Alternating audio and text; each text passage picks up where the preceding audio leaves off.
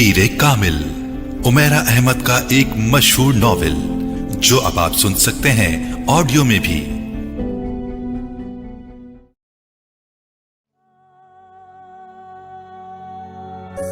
मेरी जिंदगी की सबसे बड़ी ख्वाहिश बॉल पॉइंट होठों में दबाए वो सोच में पड़ गई।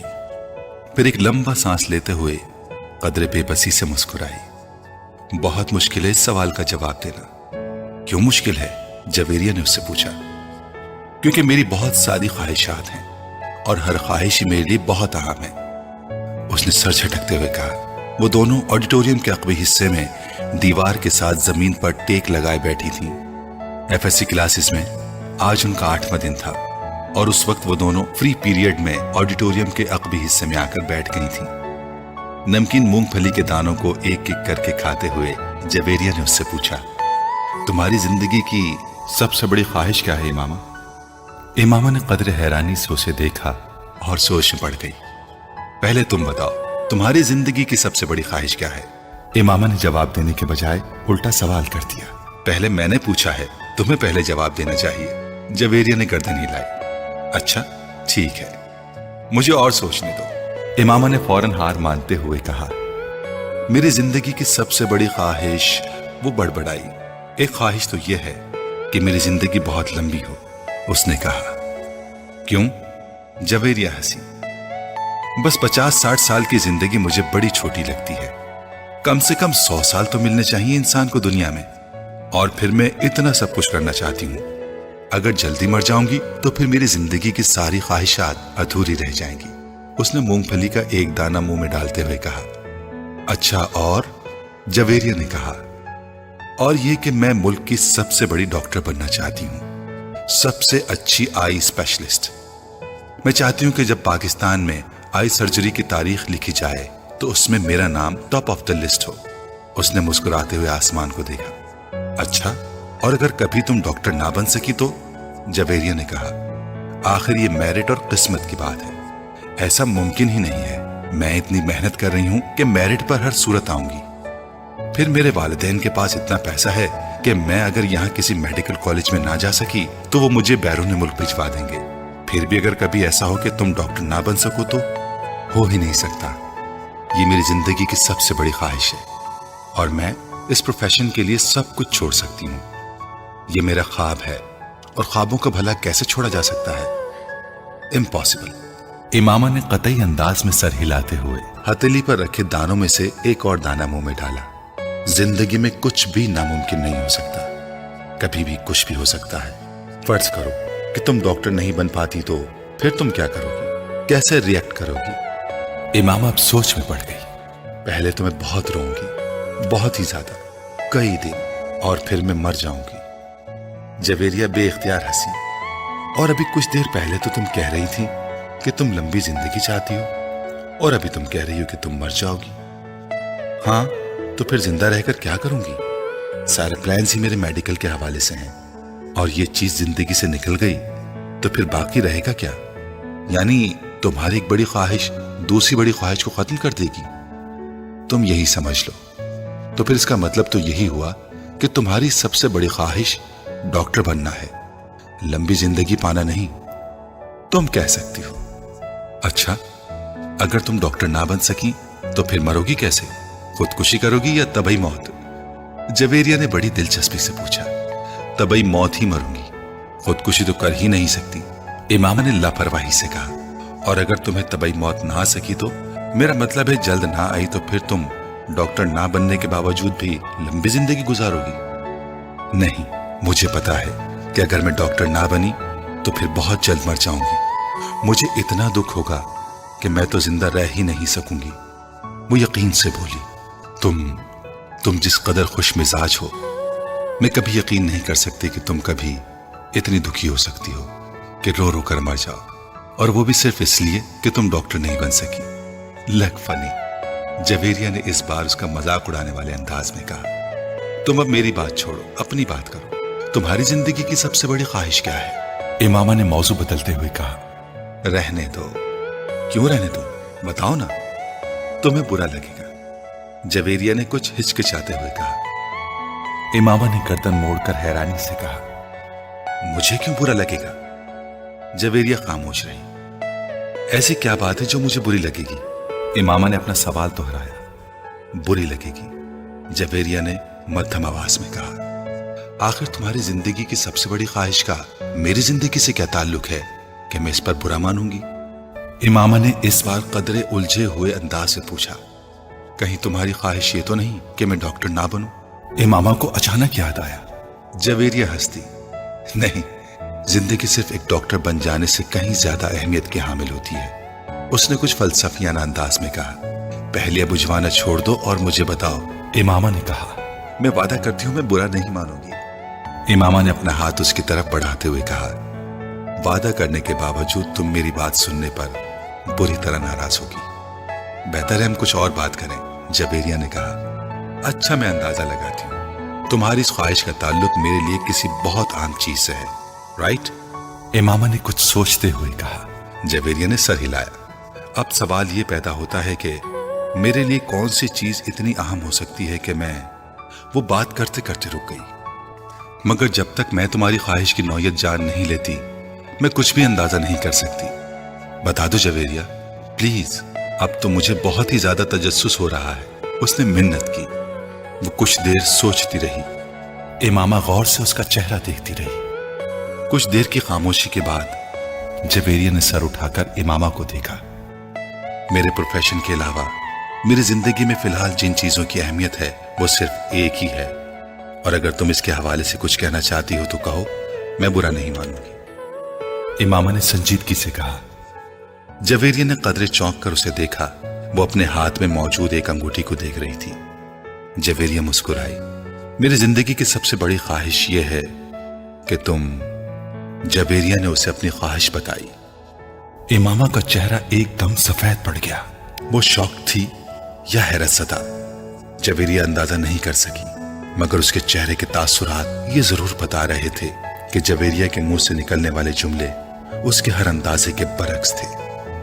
میں نے تم سے کہا تھا نا کہ تم برا مانو گی، جویریہ نے جیسے صفائی پیش کرنے کی کوشش کی، مگر امامہ کچھ کہے بغیر اسے دیکھتی رہی۔ موئز حلق کے بل چلاتا ہوا درد سے دوہرا ہو گیا۔ اس کے دونوں ہاتھ اپنے پیٹ پر تھے۔ اس کے سامنے کھڑے 12 سالہ لڑکے نے اپنی پھٹی ہوئی ٹی شرٹ کی آستین سے اپنی ناک سے بہتا خون صاف کیا اور ہاتھ میں پکڑے ہوئے ٹینس ریکٹ کو ایک بار پھر پوری قوت سے موئز کی ٹانگ پر دے مارا۔ موئز کے حلق سے ایک بار پھر چیخ نکلی اور وہ اس بار سیدھا ہو گیا۔ کچھ بے یقینی کے عالم میں اس نے خود سے 2 سال چھوٹے بھائی کو دیکھا جو اب بغیر کسی لحاظ اور مروت کے اسے اس ریکٹ سے پیٹ رہا تھا جو موئز کچھ دیر پہلے اسے پیٹنے کے لیے لے کر آیا تھا۔ اس ہفتے میں ان دونوں کے درمیان ہونے والا یہ تیسرا جھگڑا تھا اور تینوں بار جھگڑا شروع کرنے والا اس کا چھوٹا بھائی تھا۔ موئز اور اس کے تعلقات ہمیشہ ہی ناخوشگوار رہے تھے۔ ان کا جھگڑا بچپن سے لے کر اب سے کچھ پہلے تک صرف زبانی کلامی باتوں اور دھمکیوں تک ہی محدود رہتا تھا، مگر اب کچھ عرصے سے وہ دونوں ہاتھا پائی پر بھی اتر آتے تھے۔ آج بھی یہی ہوا تھا۔ وہ دونوں اسکول سے اکٹھے واپس آئے تھے اور گاڑی سے اترتے ہوئے اس کے چھوٹے بھائی نے بڑی درستی کے ساتھ پیچھے ڈگی سے اس وقت اپنا بیگ کھینچ کر نکالا جب موئز اپنا بیگ نکال رہا تھا۔ بیگ کھینچتے ہوئے موئز کے ہاتھ کو بری طرح رگڑ آئی۔ موئز بری طرح دل ملایا۔ تم اندھے ہو چکے ہو؟ وہ اطمینان سے اپنا بیگ اٹھائے بے نیازی سے اندر جا رہا تھا۔ موئز کے چلانے پر اس نے پلٹ کر اس کو دیکھا اور لاؤنج کا دروازہ کھول کر اندر چلا گیا۔ موئز کے تن بدن میں جیسے آگ لگ گئی۔ وہ تیز قدموں سے اس کے پیچھے اندر چلا گیا۔ اگر دوبارہ تم نے ایسی حرکت کی تو میں تمہارا ہاتھ توڑ دوں گا۔ اس کے قریب پہنچتے ہوئے موئز ایک بار پھر دہاڑا۔ اس نے بیگ کندھے سے اتار کر نیچے رکھ دیا اور دونوں ہاتھ کمر پر رکھ کر کھڑا ہو گیا۔ نکالوں گا۔ تم کیا کرو گے؟ ہاتھ توڑو گے؟ اتنی ہمت ہے؟ یہ میں تمہیں اس وقت بتاؤں گا جب تم دوبارہ یہ حرکت کرو گے۔ موئز اپنے کمرے کی طرف بڑھا، مگر اس کے بھائی نے پوری قوت سے اس کا بیگ کھینچتے ہوئے اسے رکنے پر مجبور کر دیا۔ نہیں، تم مجھے ابھی بتاؤ۔ اس نے موئز کا بیگ اٹھا کر دور پھینک دیا۔ موئز کا چہرہ سرخ ہو گیا۔ उसने जमीन पर पड़ा हुआ अपने भाई का बैग उठाकर दूर उछाल दिया। एक लम्हे के इंतजार किए बगैर उसके भाई ने पूरी कुव्वत से मुईज की टांग पर ठोकर मार दी।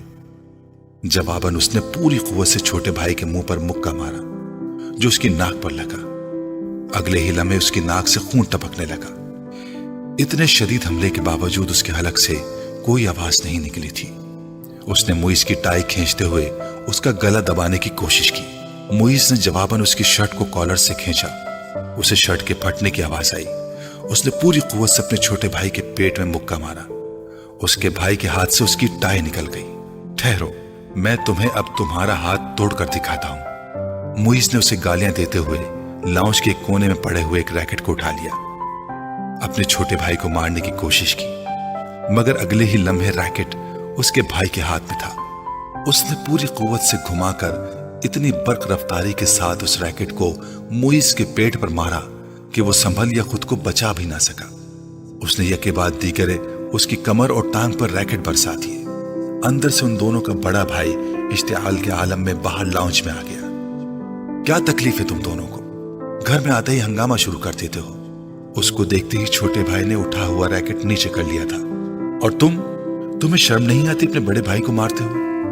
उसकी नजर अब उसके हाथ में पकड़े रैकेट पर गई। नहीं आती, उसने बड़ी ढिठाई के साथ कहते हुए रैकेट एक तरफ उछाल दिया और बड़ी बेखौफी से कुछ फासले पर पड़ा हुआ अपना बैग उठाकर अंदर जाने लगा।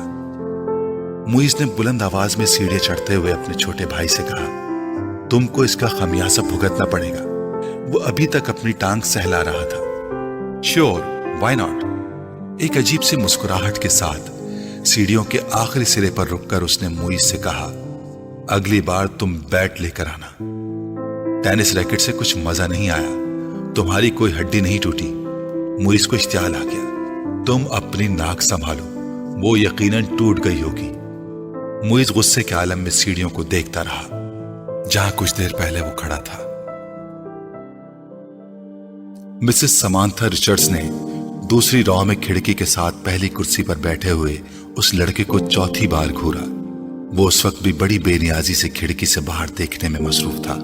वक्तन फवक्तन वो बाहर से नजरें हटाता, एक नजर मिसेस समांथा को देखता, उसके बाद फिर उसी तरह बाहर झांकने लगता। इस्लामाबाद के एक गैर मुल्की स्कूल में वो आज पहले दिन इस क्लास की बायोलॉजी पढ़ाने के लिए आई थी। वो एक डिप्लोमेट की बीवी थी और कुछ दिन पहले ही इस्लामाबाद अपने शौहर के साथ आई थी। टीचिंग उनका प्रोफेशन था और जिस मुल्क में उनके शौहर की पोस्टिंग हुई वो वहां सिफारत खाने से मुंसलिक स्कूल्स में पढ़ाती रहीं। इससे पहले बायोलॉजी पढ़ाने वाली टीचर मिसेस मैरिन की स्कीम ऑफ वर्क को ही जारी रखते हुए उन्होंने क्लास के साथ कुछ इब्तिदाई तारुफ और गुफ्तगू के बाद दिल और निजाम दौरान खून की डायग्राम राइटिंग बोर्ड पर बनाते हुए उसे समझाना शुरू किया। डायग्राम की वजाहत करते हुए उन्होंने उस लड़के को खिड़की से बाहर झांकते हुए देखा। पुरानी टेक्निक का इस्तेमाल करते हुए अपनी नजरें उस लड़के पर मरकूज रखते हुए उन्होंने अचानक बोलना बंद कर दिया। क्लास में यकदम खामोशी सी छा गई। उस लड़के ने सर घुमाकर अंदर देखा। मिसेस समांथा रिचर्ड से उसकी नजरें मिली। मिसेस समांथा मुस्कुराई और एक बार फिर उन्होंने अपना लेक्चर शुरू कर दिया। कुछ देर तक उन्होंने इसी तरह बोलते हुए अपनी नजरें उस लड़के पर रखी जो अब अपने सामने पड़ी नोटबुक पर कुछ लिखने में मसरूफ था। उसके बाद मिसेस समांथा ने अपनी तवज्जो क्लास में मौजूद दूसरे स्टूडेंट्स पर मरकूज कर ली। उनका ख्याल था कि वो खासा शर्मिंदा हो चुका है, दोबारा बाहर नहीं देखेगा। मगर सिर्फ 2 मिनट बाद ही उन्होंने उसे एक बार फिर खिड़की से बाहर मुतवज्जो देखा। वो एक बार फिर बोलते बोलते खामोश हो गई। बिला तवक्कुफ उस लड़के ने गर्दन मोड़कर फिर उनकी तरफ देखा। इस बार मिसेस समांथा मुस्कुराई नहीं, बल्कि कदरे संजीदगी से उसे देखते हुए एक बार फिर लेक्चर देना शुरू कर दिया। चंद लम्हे गुजरने के बाद उन्होंने राइटिंग बोर्ड को देखने के बाद दोबारा उस लड़के को देखा तो वो एक बार फिर खिड़की से बाहर कुछ देखने में मसरूफ था। इस बार गैर महसूस तौर पर उनके चेहरे पर कुछ नाराजगी नमूदार हुई और वो कुछ झुंझलाते हुए खामोश हुई। और उनके खामोश होते ही उस लड़के ने खिड़की के बाहर से अपनी नजरें हटाकर उनकी तरफ देखा। इस बार उस लड़के के माथे पर भी कुछ शिकने थी। एक नजर मिसेस समांथा को नागवारी से देखकर वो एक बार फिर खिड़की से बाहर देखने लगा। इसका अंदाजा इस कदर तौहीन आमेज था कि मिसेस समांथा रिचर्ड्स का चेहरा सुर्ख हो गया। सालार, तुम क्या देख रहे हो? उन्होंने सख्ती से पूछा। नथिंग, ये एक लफ्जी जवाब आया। वो अब चुपती हुई नजरों से उन्हें देख रहा था। तुम्हें पता है मैं क्या पढ़ा रही हूं? होप सो, उसने इतने रूड अंदाज में कहा कि समांथा रिचर्ड्स ने एकदम हाथ में पकड़ा हुआ मार्कर कैप से बंद करके टेबल पर फेंक दिया। ये बात है तो फिर यहाँ आओ और ये डायग्राम बनाकर इसको लेबल करो, उन्होंने स्पंज के साथ राइटिंग बोर्ड को साफ करते हुए कहा। यह बाद दीगर लड़के के चेहरे पर कई रंग आए। उन्होंने क्लास में बैठे हुए स्टूडेंट्स को आपस में नजरों का तबादला करते हुए देखा। वो लड़का अब सर्द नजरों के साथ समांथा रिचर्ड्स को देख रहा था। जैसे ही उन्होंने राइटिंग बोर्ड से आखिरी निशान साफ किया, वो अपनी कुर्सी से एक झटके के साथ उठा। तेज कदमों के साथ उसने टेबल पर पड़ा हुआ मार्कर उठाया और बर्क रफ्तारी के साथ राइटिंग बोर्ड पर डायग्राम बनाने लगा। पूरे 2 मिनट 57 सेकंड्स के बाद उसने मार्कर पर कैप लगाकर उसे मेज पर उसी अंदाज में उछाला जिस अंदाज में समांथा रिचर्ड्स ने उछाला था, और समांथा की तरफ देखे बगैर अपनी कुर्सी पर आकर बैठ गया। मिसेस रिचर्ड ने उसे मारकर उछालते या अपनी कुर्सी की तरफ जाते नहीं देखा। वो बेयकीनी के आलम में राइटिंग बोर्ड पर 3 मिनट से भी कम अरसे में बनाए जाने वाली इस लेबल्ड डायग्राम को देख रही थी, जिसे बनाने में उन्होंने 10 मिनट लिए थे, और वो उनकी डायग्राम से ज्यादा अच्छी थी। वो कहीं भी मामूली सी गलती भी नहीं ढूंढ सकी। कुछ खफीफ सी होते हुए उन्होंने गर्दन मोड़कर एक बार फिर उस लड़के को देखा। वो फिर खिड़की से बाहर देख रहा था। वसीम ने तीसरी बार दरवाजे पर दस्तक दी। इस बार अंदर से इमामा की आवाज आई। कौन है? इमामा, मैं हूं, दरवाजा खोलो। वसीम ने दरवाजे से अपना हाथ हटाते हुए कहा। अंदर खामोशी छा गई। कुछ देर बाद दरवाजे का लॉक खुलने की आवाज सुनाई थी। वसीम ने दरवाजे के हैंडल को घुमाकर दरवाजा खोल दिया। इमामा उसकी जानिब पुश्त किए अपने बेड की तरफ बढ़ी। तुम्हें इस वक्त क्या काम आन पड़ा है मुझसे? आखिर तुमने इतनी जल्दी दरवाजा क्यों बंद कर लिया था? अभी तो 10 बजे हैं। वसीम कमरे में दाखिल होते हुए बोला। बस नींद आ रही थी मुझे। वो बेड पर बैठ गई। वसीम उसका चेहरा देखकर चौंक गया। तुम रो रही थी? बेख्तियार उसके मुंह से निकला। इमामा की आंखें सुर्ख और सूजी हुई थी और वो उससे नजरें चुराने की कोशिश कर रही थी। नहीं, रो नहीं रही थी, बस सर में कुछ दर्द हो रहा था। इमामा ने मुस्कुराने की कोशिश की। वसीम ने उसके पास बैठते हुए उसका हाथ पकड़कर टेम्परेचर चेक करने की कोशिश की। कहीं बुखार तो नहीं है? उसने कुछ तशवीश भरे अंदाज में कहा और फिर हाथ छोड़ दिया। बुखार तो नहीं है, तो फिर तुम कोई टैबलेट ले लेती। मैं ले चुकी हूं। अच्छा, तुम सो जाओ, मैं बातें करने आया था, मगर अब इस हालत में क्या बातें करूंगा तुमसे? वसीम ने कदम बाहर की तरफ बढ़ाते हुए कहा। इमामा ने उसे रोकने की कोशिश नहीं की। वो खुद भी उठकर उसके पीछे गई और वसीम के बाहर निकलते ही उसने दरवाजे को फिर लॉक कर लिया। बेड पर औंधे मुंह लेटकर उसने तकिए में मुंह छुपा लिया। वो एक बार फिर हिचकियों के साथ रो रही थी। 13 साल का वो लड़का उस वक्त टीवी पर म्यूजिक शो देखने में मसरूफ था जब तैयबा ने अंदर झांका। बेयकीनी से उन्होंने अपने बेटे को देखा और फिर कुछ नाराजगी के आलम में अंदर चली गई। ये क्या हो रहा है? उन्होंने अंदर आते ही कहा। टीवी देख रहा हूं। उसने टीवी से नजरें नहीं हटाई। टीवी देख रहा हूं? फॉर गॉड सेक, तुम्हें एहसास है कि तुम्हारे पेपर्स हो रहे हैं? तैयबा ने उसके सामने आते हुए कहा। So what? उस लड़के ने इस बार कुछ खफगी से कहा। So what? तुम्हें इस वक्त अपने कमरे में किताबों के दरमियान होना चाहिए, ना कि यहां इस बेहुदा शो के सामने, तैयबा ने डांटा। मुझे जितना पढ़ना था मैं पढ़ चुका हूं, आप सामने से हट जाएं। उसके लहजे में नागवारी थी। फिर भी उठो और अंदर जाकर पढ़ो, तैयबा ने इस तरह खड़े खड़े उससे कहा। ना मैं यहां से उठूंगा ना अंदर जाकर पढ़ूंगा। मेरी स्टडीज और पेपर्स मेरा मसला है, आपका नहीं। अगर तुम्हें इतनी परवाह होती स्टडीज की तो इस वक्त तुम यहां बैठे होते। Step aside. उसने तैयबा के जुमले को नजरअंदाज करते हुए बड़ी बदतमीजी के साथ साथ हाथ के इशारे से कहा। आज तुम्हारे पापा आ जाए तो मैं उनसे बात करती हूं। तैयबा ने उसे धमकाने की कोशिश की। अभी बात कर लें, क्या होगा? पापा क्या कर लेंगे? जब मैं आपको बता चुका हूं कि मुझे जितनी तैयारी करनी है मैंने कर ली है, तो फिर आपको क्या मसला है? ये तुम्हारे सालाना इम्तिहान है, तुम्हें एहसास होना चाहिए इस बात का। तैयबा ने यकदम अपने लहजे को नरम करते हुए कहा। मैं कोई 2-4 साल का बच्चा नहीं हूं कि मेरे आगे पीछे फिरना पड़े आपको। मैं अपने मामलात में आपसे ज्यादा समझदार हूं, इसलिए 3rd क्लास किस्म के जुमले मुझसे ना बोला करें। एग्जाम्स हो रहे हैं, स्टडीज पर ध्यान दो। इस वक्त तुम्हें अपने कमरे में होना चाहिए। मैं तुम्हारे फादर से बात करूंगी। What a rubbish. वो बात करते करते गुस्से में सोफे से उठकर खड़ा हो गया। हाथ में पकड़ा हुआ रिमोट उसने पूरी कुव्वत से सामने वाली दीवार पर दे मारा और पांव पटकता हुआ कमरे से निकल गया। तैयबा कुछ बेबसी और खिफ्फत के आलम में उसे कमरे से बाहर निकलता हुआ देखती रही। फ्लोमिना फ्रांस ने अपने हाथ में पकड़े हुए पैकेट मेज पर रखते हुए एक नजर हॉल में दौड़ाई।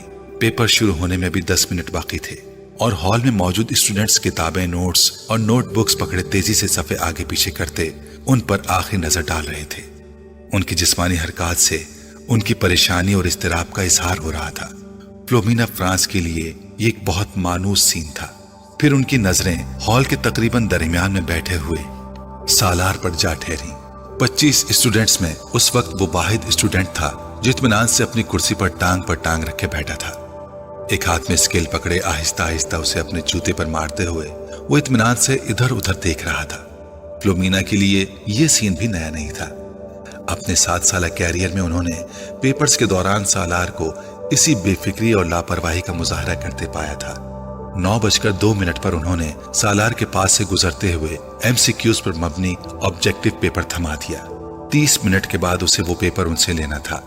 9:10 पर उन्होंने सालार को अपनी कुर्सी से खड़ा होते देखा। उसके खड़े होते ही हॉल में उसके पीछे मौजूद तमाम स्टूडेंट्स ने सर उठाकर उसे देखा। वो पेपर हाथ में लिए फ्लोमिना फ्रांस की तरफ जा रहा था। फ्लोमिना फ्रांस के लिए यह भी नया सीन नहीं था। वो पहले भी यही कुछ देखती आई थी। 30 मिनट में हल किया जाने वाला पेपर वो 8 मिनट में हल करके उनके सर पर खड़ा था। पेपर को दोबारा देख लो, उन्होंने ये जुमला उससे नहीं कहा। वो जानती थी कि इसका जवाब क्या होगा। मैं देख चुका हूं। और अगर उसे एक बार फिर पेपर देखने पर मजबूर करती तो वो हमेशा की तरह पेपर्स ले जाकर अपनी कुर्सी के हत्थे पर रखकर बाजू सीने पर लपेटकर बैठ जाता। उन्हें याद नहीं था कि कभी उसने उनके कहने पर पेपर को दोबारा चेक किया हो, और वो ये तस्लीम करती थी कि उसे इसकी जरूरत भी नहीं थी। उसके पेपर में किसी एक भी गलती को ढूंढना बहुत मुश्किल काम था। उन्होंने एक हल्की सी मुस्कुराहट के साथ उसके हाथ से पेपर पकड़ लिया। तुम जानते हो सालार, मेरी जिंदगी की सबसे बड़ी तमन्ना क्या है? उन्होंने पेपर पर नजर डालते हुए कहा कि मैं तुम्हें 30 मिनट का पेपर 30 मिनट के बाद सबमिट करवाते हुए देखूं। वो उनकी बात पर खफीफ अंदाज में मुस्कुराया। आपकी ये ख्वाहिश उस सूरत में पूरी हो सकती है मैम, अगर मैं ये पेपर 150 साल की उम्र में हल करने बैठूं। नहीं, मेरा ख्याल है 150 साल की उम्र में तुम ये पेपर 10 मिनट में करोगे। इस बार वो हंसा और वापस मुड़ गया। फ्लोमिना फ्रांस ने एक नजर उसके पेपर के सफात को उलट पलट कर देखा। एक सरसरी सी नजर भी उन्हें ये बताने के लिए काफी थी कि वो इस पेपर में कितने नंबर गंवाएगा। 0। सलमा ने अपनी बेटी के हाथों में गिफ्ट पेपर में लिपटे हुए पैकेट को हैरानी से देखा। ये क्या है इमामा? तुम तो मार्केट गई थी, शायद कुछ किताबें लेनी थी तुम्हें। हाँ अम्मी, मुझे किताबें ही लेनी थी, मगर किसी को तोहफे में देने के लिए। किसको तोहफा देना है? वो लाहौर में एक दोस्त है मेरी, उसकी सालगिरह है, उसके लिए खरीदा है। कोरियर सर्विस के जरिए भिजवा दूंगी, क्योंकि मुझे तो अभी यहाँ रहना है। लाओ फिर मुझे दो ये पैकेट, मैं वसीम को दूंगी, वो भिजवा देगा। नहीं अम्मी, मैं अभी नहीं भिजवाऊंगी, अभी उसकी सालगिरह की तारीख नहीं आई। सलमा को लगा जैसे वो यकदम घबरा गई हो। उन्हें हैरानी हुई, क्या ये घबराने वाली बात थी? 3 साल पहले इमामा की वजह से उन्हें बहुत ज्यादा परेशानी का सामना करना पड़ा था, उन्हें और उनके शौहर हाशिम को। वो तब अपनी बेटी के बारे में बहुत फिक्रमंद थी और हाशिम उनसे ज्यादा। मगर पिछले 3 साल में सब कुछ ठीक हो गया था। वो दोनों अब उसकी तरफ से मुकम्मल तौर पर मुतमईन थे, खास तौर पर असजद से उसकी निस्बत तय करके। वो जानती थी कि इमामा असजद को पसंद करती है, और सिर्फ वही नहीं, असजद को कोई भी पसंद कर सकता था। वो हर लिहाज से एक अच्छा लड़का था। वो ये भी जानती थी कि असजद से निस्बत तय होने पर बहुत खुश हुई थी। असजद और उसके दरमियान पहले भी खासी दोस्ती और बेतकल्लुफी थी, मगर बाज दफा उन्हें लगता जैसे वो वक्त गुजरने के साथ साथ बहुत चुप होती जा रही है। वो पहले ऐसी नहीं थी, मगर अब वो स्कूल जाने वाली बच्ची भी तो नहीं रही, मेडिकल कॉलेज की स्टूडेंट है। फिर वक्त भी कहाँ होता है उसके पास। सलमा हमेशा खुद को तसल्ली दे लेती। वो उनकी सबसे छोटी बेटी थी। बड़ी दोनों बेटियों की वो शादी कर चुकी थी, एक बेटे की भी शादी कर चुकी थी, जबकि 2 बेटे और इमामा गैर शादीशुदा थे। अच्छा ही है कि ये संजीदा होती जा रही है। लड़कियों के लिए संजीदगी अच्छी होती है। उन्हें जितनी जल्दी अपनी जिम्मेदारियों का एहसास हो जाए उतना ही अच्छा है। सलमा ने गहरी सांस लेते हुए इमामा से नजरें हटा ली।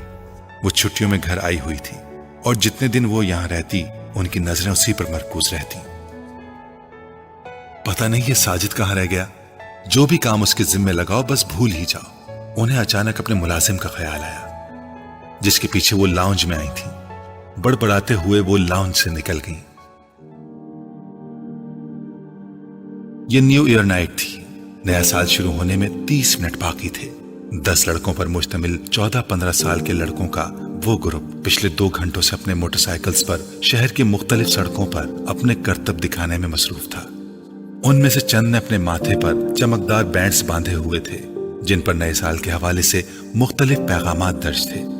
وہ لوگ 1 گھنٹہ پہلے پوش علاقے کی ایک بڑی سپر مارکیٹ میں موجود تھے اور وہاں وہ مختلف لڑکوں پر آوازیں کستے رہے تھے. اپنی بائکس پر سوار مختلف چکر لگا رہے تھے. ان کے پاس فائر کریکرز موجود تھے جنہیں وہ وقتاً فوقتاً چلا رہے تھے. 11:15 بجے وہ جم خانہ کے باہر موجود تھے جہاں پارکنگ لاٹ گاڑیوں سے بھر چکا تھا. یہ گاڑیاں ان لوگوں کی تھیں جو جم خانے میں نئے سال کے سلسلے میں ہونے والی ایک پارٹی میں آئے تھے. ان لڑکوں کے پاس بھی اس پارٹی کے دعوتی کارڈ موجود تھے کیونکہ ان میں سے تقریباً تمام کے والدین جم خانے کے ممبرز تھے. وہ لڑکے اندر پہنچے تو 11:55 ہو رہے تھے. چند منٹوں بعد ڈانس فلور سمیت تمام جگہوں کی لائٹس آف ہو جاتی تھیں اور اس کے بعد باہر لان میں آتش بازی کے ایک مظاہرے کے ساتھ نیا سال شروع ہونے پر لائٹس آن ہونا تھی. اس کے بعد تقریباً تمام رات وہاں رقص کے ساتھ ساتھ شراب پی جاتی جس کا اہتمام نئے سال کی اس تقریب کے لیے جم خانہ کی انتظامیہ خاص طور پر کرتی تھی. لائٹس آف ہوتے ہی وہاں ایک طوفان بدتمیزی کا آغاز ہو جاتا تھا اور وہاں موجود لوگ اسی طوفان بدتمیزی کے لیے وہاں آتے تھے. 15 سالہ وہ لڑکا بھی 10 لڑکوں کے اس گروپ کے ساتھ آنے کے بعد اس وقت ڈانس فلور پر راک بیٹ پر ڈانس کر رہا تھا. ڈانس میں اس کی مہارت قابل دید تھی. 12 بجنے میں 10 سیکنڈ رہ جانے پر لائٹس آف ہو گئیں اور ٹھیک 12 بجے لائٹس یکدم دوبارہ آن کر دی گئیں. اندھیرے کے بعد سیکنڈز گننے والوں کی آوازیں اب شور اور خوشی کے قہقہوں اور چیخوں میں بدل گئی تھیں. چند سیکنڈز پہلے تھم جانے والا میوزک ایک بار پھر بجایا جانے لگا. وہ لڑکا اپنے دوستوں کے ساتھ باہر پارکنگ میں آ گیا جہاں بہت سے لڑکے اپنی اپنی گاڑیوں کے ہارن بجا رہے تھے. انہی لڑکوں کے ساتھ بیئر کے کین پکڑے وہ وہاں موجود ایک گاڑی کی چھت پر چڑھ گیا. اس لڑکے نے گاڑی کی چھت پر کھڑے کھڑے اپنی جیکٹ کی جیب سے بیئر کا ایک بھرا ہوا کین نکالا اور پوری قوت سے کچھ فاصلے پر کھڑی ایک گاڑی کی ونڈ اسکرین پر دے مارا. ایک دھماکے کے ساتھ گاڑی کی ونڈ اسکرین چور چور ہو گئی. وہ لڑکا اطمینان کے ساتھ اپنے بائیں ہاتھ میں پکڑا کین پیتا رہا. وہ پچھلے آدھے گھنٹے سے کامران کو ویڈیو گیم کھیلتے ہوئے دیکھ رہا تھا. اسکرین پر موجود اسکور میں کوئی خاص اضافہ نہیں ہو رہا تھا. شاید اس کی وجہ وہ مشکل ٹریک تھا جس پر کامران کو گاڑی ڈرائیو کرنی تھی. سالار لاؤنج کے صوفوں میں سے ایک صوفے پر بیٹھا اپنی نوٹ بک پر کچھ لکھنے میں مصروف تھا مگر وقتاً فوقتاً نظر اٹھا کر ٹی وی اسکرین کو بھی دیکھ رہا تھا جہاں کامران اپنی جدوجہد میں مصروف تھا. ٹھیک آدھے گھنٹے بعد اس نے نوٹ بک بند کر کے سامنے پڑی میز پر رکھ دی. پھر منہ پر ہاتھ رکھ کر جماہی رکی. دونوں ٹانگیں سامنے پڑی میز پر رکھ کر اور دونوں ہاتھوں کی انگلیاں سر کے پیچھے باندھے وہ کچھ دیر اسکرین کو دیکھتا رہا جہاں کامران اپنے تمام چانسز ضائع کرنے کے بعد ایک بار پھر نیا گیم کھیلنے کی تیاری کر رہا تھا. کیا پرابلم ہے کامران؟ سالار نے کامران کو مخاطب کیا.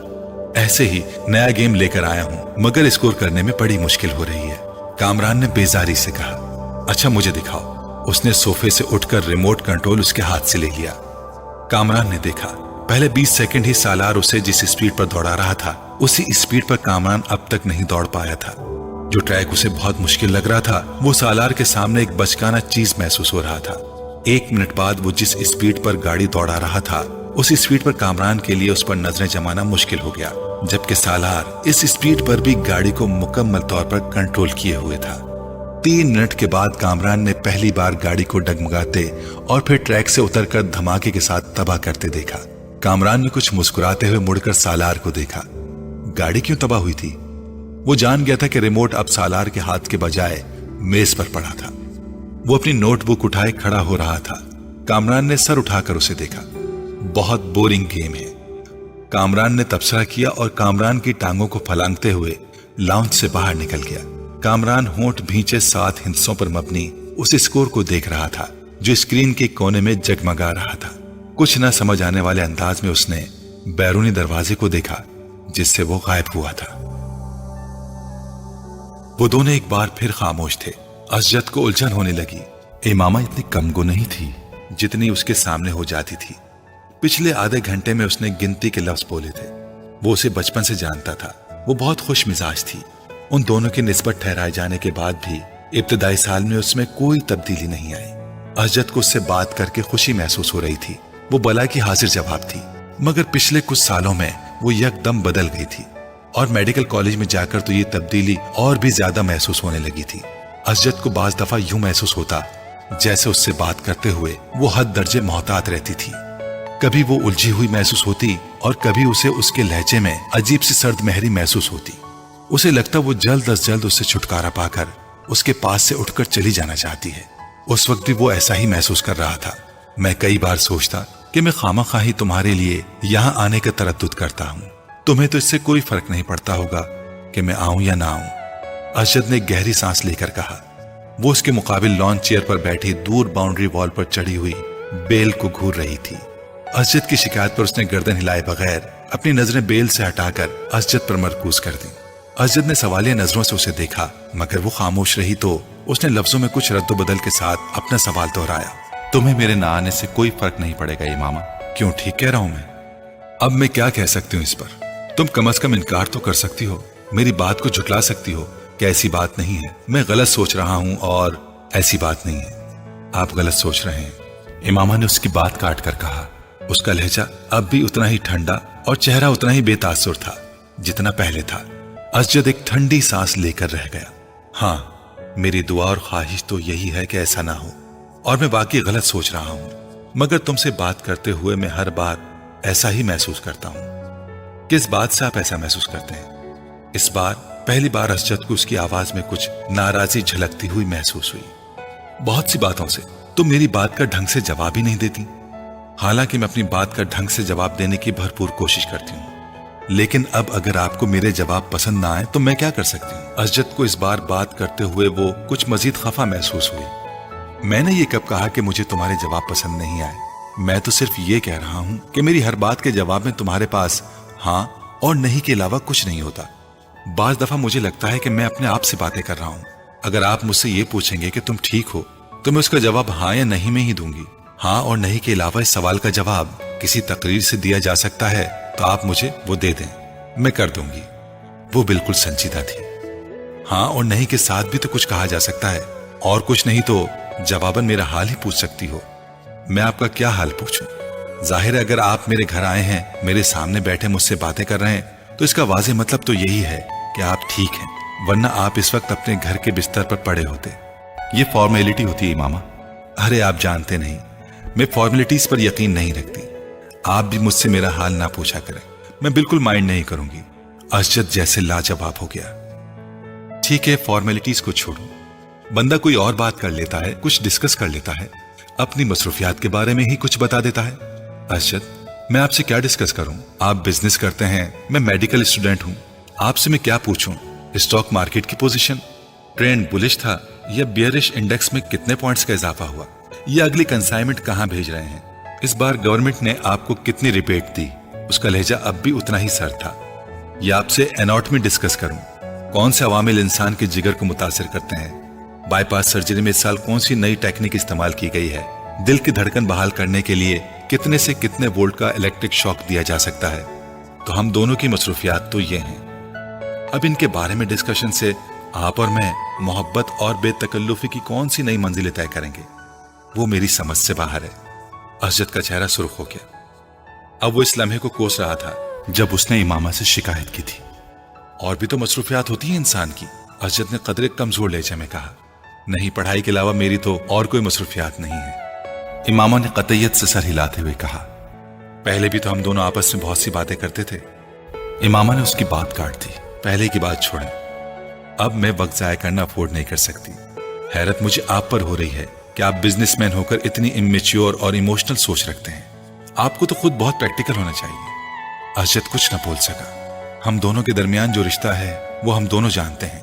अब अगर आप मेरी प्रैक्टिकल अप्रोच को बेइल्तिफाती, बेनियासी, नाराजी समझें तो मैं क्या कर सकती हूँ?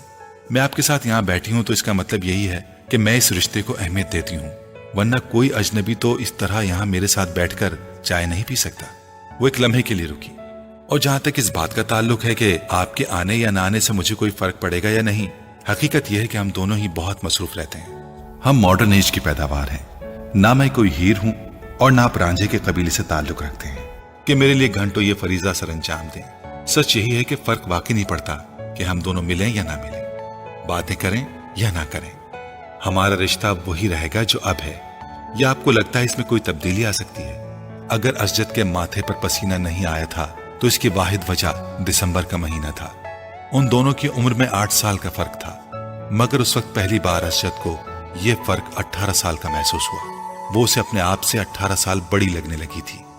2 हफ्ते पहले वो 19 की हुई थी, मगर इस वक्त असजद को लग रहा था जैसे वो टीन एज से सीधी अधेड़ उम्र में चली गई थी। वो खुद एक बार फिर ब्रिटेन में आ गया था। टांग पर टांग रखते असजद के चेहरे पर नजरें जमाए उसी बेतासुर अंदाज में उसके जवाब की मुंतजिर थी। असजद ने कुर्सी के हत्थे पर टिके उसके हाथ में मंगनी की अंगूठी को देखा और खनकार कर अपना गला साफ करने की कोशिश की। तुम बिल्कुल ठीक कह रही हो। मैं सिर्फ इसलिए डिस्कशन की बात कर रहा था कि हमारे दरमियान अंडरस्टैंडिंग डेवलप हो सके। असजद, मैं आपको बहुत अच्छी तरह समझती और जानती हूँ, और ये जानकर मुझे बहुत अफसोस हुआ कि आप समझते हैं कि हमारे दरमियान अभी भी किसी अंडरस्टैंडिंग को डेवलप करने की जरूरत है। मेरा ख्याल था हम दोनों के दरमियान अच्छी खासी अंडरस्टैंडिंग है। वो असजद का दिन नहीं था, असजद ने एतराफ किया। और अगर आपको ये ख्याल है कि एनाटॉमी और बिजनेस को डिस्कस करके हम कोई अंडरस्टैंडिंग डेवलप कर लेंगे तो ठीक है, आइंदा हम यही डिस्कस कर लिया करेंगे। इमामा के लहजे में लापरवाही का उनसर था। तुमको मेरी बात बुरी लगी है? बिल्कुल भी नहीं, मैं क्यों बुरा मानूंगी? उसके लहजे में मौजूद हैरत के उनसर ने असजद को मजीद शर्मिंदा कर दिया। शायद मैंने गलत बात की है, शायद नहीं यकीनन, उसने तीनों लफ्जों पर बारी बारी जोर देते हुए कहा। तुम जानती हो मेरे नजदीक रिश्ता कितनी अहमियत का हामिल है। मेरे बहुत से ख्वाब हैं इस रिश्ते के हवाले से, तुम्हारे हवाले से। असजद ने गहरा सांस लेकर कहा। इमामा बेतासुर चेहरे के साथ उसी बेल को देख रही थी। शायद इसीलिए मैं जरूरत से ज्यादा हसास हो जाता हूं। मुझे इस रिश्ते के हवाले से कोई खौफ नहीं है। मैं जानता हूं ये रिश्ता हम दोनों की मर्जी से हुआ है। वो उसके चेहरे पर नजरें जमाए बड़े जज्ब से कह रहा था, और यकदम ही उसे एक बार फिर यह एहसास होने लगा था जैसे वो वहां मौजूद नहीं थी, उसकी बात नहीं सुन रही थी। असजद को लगा वो एक बार फिर खुद से बातें कर रहा था। एक बहुत बड़ी कोठी के अकब में मौजूद टैक्सी से म्यूजिक की आवाजें बाहर लॉन तक आ रही थीं। बाहर मौजूद कोई भी शख्स टैक्सी के अंदर मौजूद लोगों की कुव्वते बर्दाश्त पर हैरानी का इजहार कर सकता था, लेकिन वो टैक्सी के अंदर मौजूद लोगों की हालत देख लेता तो वो उस हैरान कुन कुव्वते बर्दाश्त की वजह जान जाता। टैक्सी में मौजूद 6 लड़के जिस हालत में थे, उस हालत में उससे ज्यादा तेज और बुलंद म्यूजिक भी उन पर असरअंदाज ना हो सकता था। और जहां तक 7वें लड़के का ताल्लुक था तो वह ऐसी किसी चीज से मुतासिर नहीं होता था। एनेक्सी का वो कमरा उस वक्त धुएं के मरगोलों और अजीब किस्म की बू से भरा हुआ था। कालीन पर एक मशहूर रेस्टोरेंट से लाए गए खानों के खुले हुए डब्बे और डिस्पोजेबल प्लेट्स, चमचे भी पड़े थे। कालीन पर खाने पीने की बची कुची चीजें और हड्डियां भी इधर उधर फेंकी गई थीं। सॉफ्ट ड्रिंक की प्लास्टिक की बोतलें भी इधर उधर लुढ़क रही थीं। केचप की बोतलों से निकलने वाली केचप